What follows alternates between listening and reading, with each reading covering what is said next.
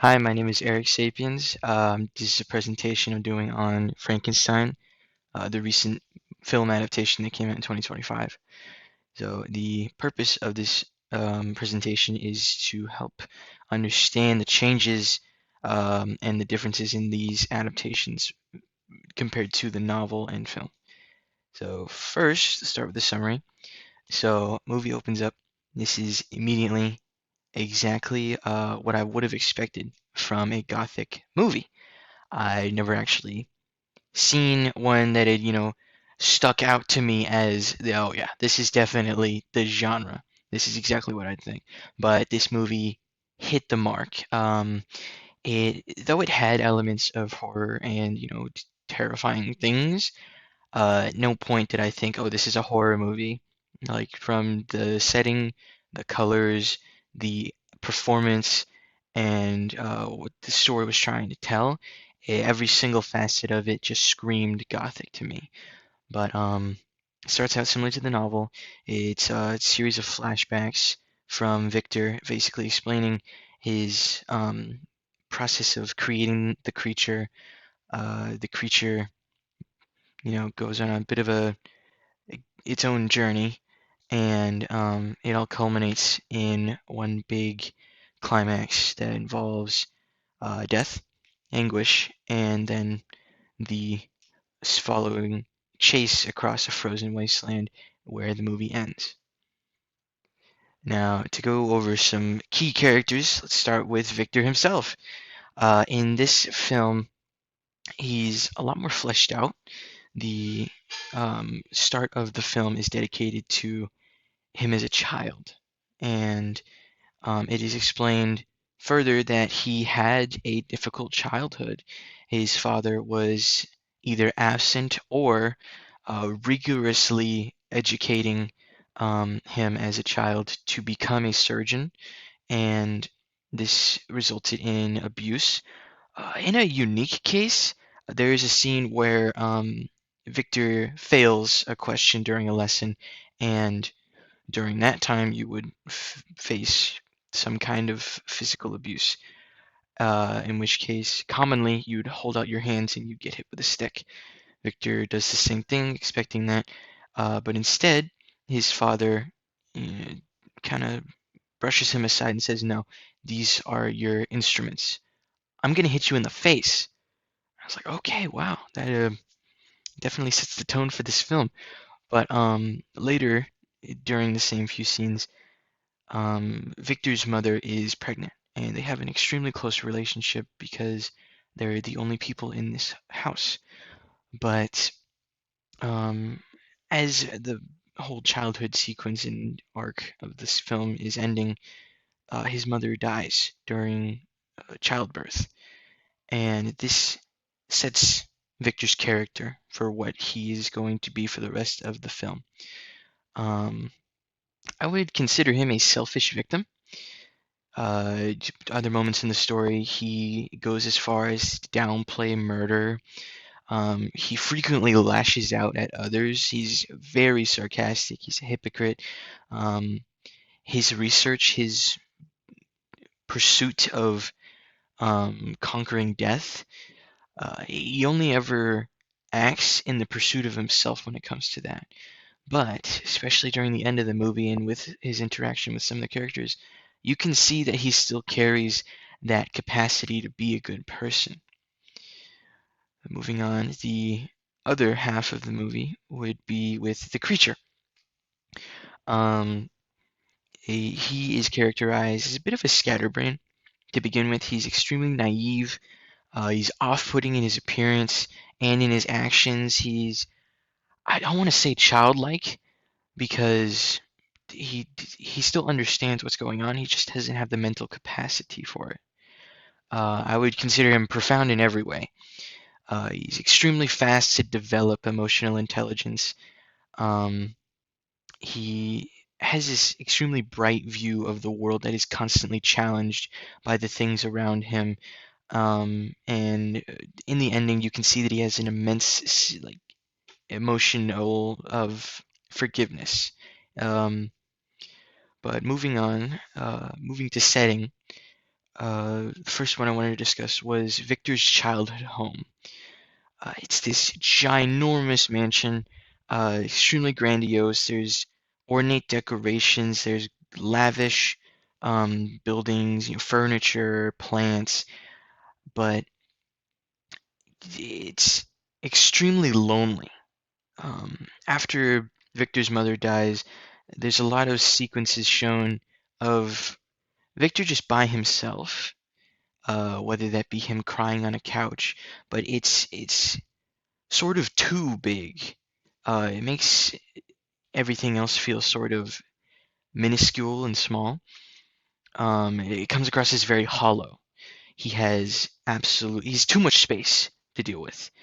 But comparing it to adult Victor's home later in the film, it is extremely cluttered and small. It's similar to uh, an apartment flat, but Victor has absolutely maximized his space to the extreme.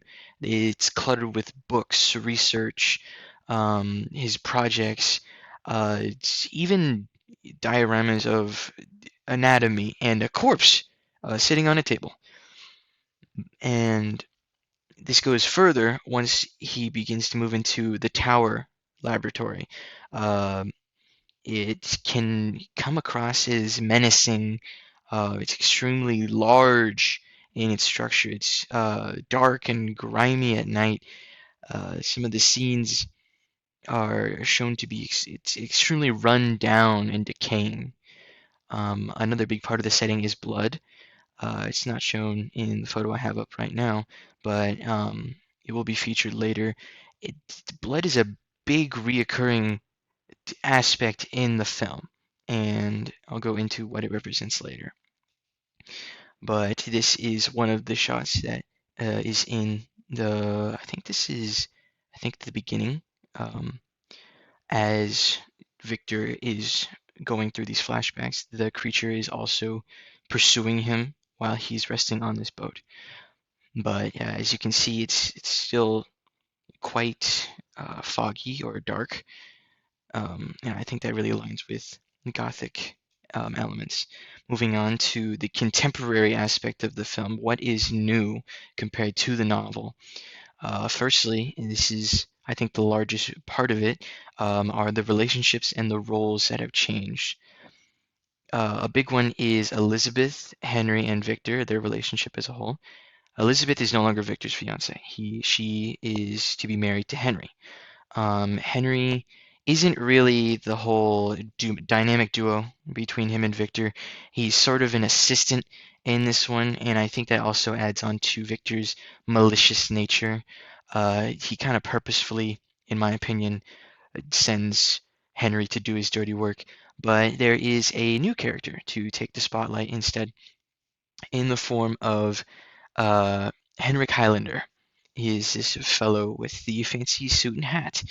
I think he takes the role of a benefactor, where to fill the space of like how would Victor, a newly renounced college student with a failing fortune, how would he fund an entire lab with equipment and have the resources to, raise a creature from the dead?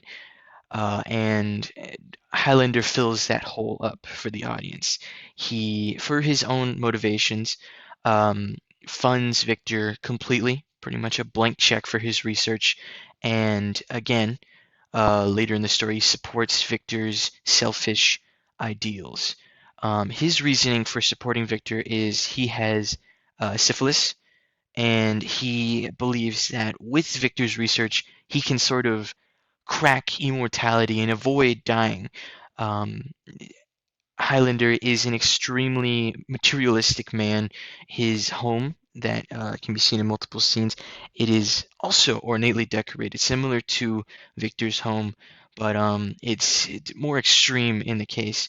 You can see in even the tables and the jewelry, the cutlery that they used to eat, all of it is very detailed. Um, and then lastly, Elizabeth has also changed a lot. She is now a bit more independent. She kind of acts as a mirror to Victor. She has a fascination with bugs and life. She kind of opposes Victor's ideals of the creature is just a creation of science. He's just an experiment. Um, Elizabeth seeks more to sympathize and treat the creature as more of a living being instead. And another thing that changes is the creature's actions and more morality. Within the novel, he deliberately murders William and Elizabeth and frames Justine. But in the film, um, almost any death that occurs is indirectly or accidentally caused by him. Now, moving on to the next slide. Again, with more additions to the film, major plot points have been altered or removed. Uh, the creature's request for a female companion and Victor's creation and destruction of the bride is absent. It was more so altered, I think, to fit the more modern uh, landscape of the film. But instead of a bride, the creature seeks a companion. Earlier in the film, he builds this relationship with an older gentleman in a cabin, and he is fascinated with this older gentleman. He teaches him how to read, and they frequently talk about, the nature of the world. And after this old man is murdered by wolves and the creature's driven out, he woefully comes to Victor with a bit of aggression, just because of past grievances, but he still comes willing to apologize for his past mistakes if, pleading to have some kind of friend in this world. Victor, of course, rejects him, similar to the novel, but he never actually goes through with it. Instead, this is what causes this sort of climax. It's the wedding between Elizabeth and Henry, where in which Henry suffers a fatal injury while fighting against the creature, as he's kind of having an outrage. And as Victor goes to shoot the creature, he accidentally fires a shot directly into Elizabeth's torso, slowly killing her. And it's in this that, again, Victor causes these events to happen and then immediately deflects. In the scene, he quickly goes to blame someone else as an excuse. He goes to blame the monster. He's even changing the name. It's not a creature anymore. It's a beast, a monster. He killed her, or he's kidnapping her. He promises revenge against Henry, and Henry's dying words are just renouncement towards his brother, just telling him to change, that it's his fault. Um, but moving on to the ending of the film, that's where the biggest change comes. Instead of Victor dying at the end, there's a bit of open-endedness as Victor is saved by the sailors, as Frankenstein, the creature forgives him, um, stating that he does forgive him, but he's not willing to see him anymore and sends him off. Where in which the creature walks off into the distance, and then that open-endedness comes out where you're not quite sure what happens, but you can kind of assume, and leads into the message of, more hope. Moving on to the next slide. These are more elements and themes that I found in the story that reminded me of a contemporary. The first had to do with isolation. Victor and the creature subjected themselves to intense isolation. With Victor, it was more mental. He drew himself away from people completely and absolutely obsessed over his research, to the point of driving him mad in the film. Whereas the creature had no choice but to isolate himself physically, because every time he did expose himself to people or the world, he only experienced pain. Further, developing his anger against his creator. The grotesque is featured in this film. They did a really good job portraying Frankenstein, not just his physical appearance, but his actual creation. A big portion of the film is spent with Victor creating the creature, and the effects used really drive home that it's more realistic. Um, and then the mad scientist trope. Uh, Once again, Victor's entire character is that of hypocrisy. At every moment, he will take advantage of the people around him, such as Highlander, whether that be for funds or for resources or manpower, and he will give nothing back. He inadvertently kills Highlander by allowing him to slip and die from a cliff, and continues to use his funds and resources even afterwards. This is an element that I found on this building, right above the windows near the bottom. You can see the phrase agua est vita, which means water is life. This is featured a lot with the laboratory, is themes of water and relating it to life.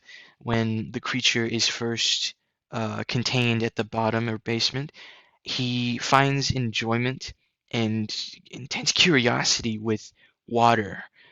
Not just, I think mostly because it's one of the only things he was able to experience, but just the sheer curiosity he experienced with um,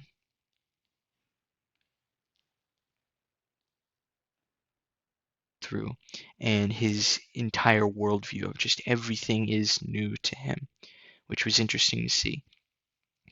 Another element I found was in the form of milk and how it contrasts Victor's character. Within the film, there are constant reminders that Victor only drinks milk. And initially, I thought it was quite strange because it stuck out so much to me when I was viewing it.